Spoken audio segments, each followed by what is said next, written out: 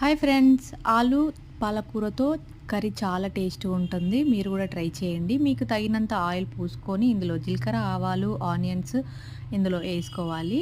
ఇందులో కరివేపాకు, అల్లం వెల్లుల్లి పేస్టును వేసుకొని మగ్గనించుకోవాలి అన్నమాట. నెక్స్ట్ మనము సన్నగా కట్ చేసుకున్న పొటాటో ఉంటుంది కదా! ఇందులో వేసుకొని పసుపు, సాల్ట్ వేసుకొని 5 మినిట్స్ మగ్గనివ్వాలి. మనం పాలకూర వేయకముందే మనం పొటాటోను ఒక 5 మినిట్స్ మగ్గనివ్వాలి. అందులో నేను ఒక టమాటో యాడ్ చేస్తున్నా. మనకు పొటాటో ఒక 50% మగ్గితే మనకు టేస్ట్ ఉంటుందన్నమాట కర్రీ. ఇందులో నేను కారం, అలాగే గరం మసాలా, ధనియాల పొడి, జీలకర్ర పొడి ఏస్తున్నా. ఈ గరం మసాలా చాలా టేస్ట్ ఉంటుంది. నెక్స్ట్ మనము సన్నగా కట్ చేసుకున్న పాలకూరను ఇందులో యాడ్ చేసుకుందాము. ఇందులో నీళ్లు పోయకుండా ఈ కర్రీ చేసుకోవాలి అన్నమాట.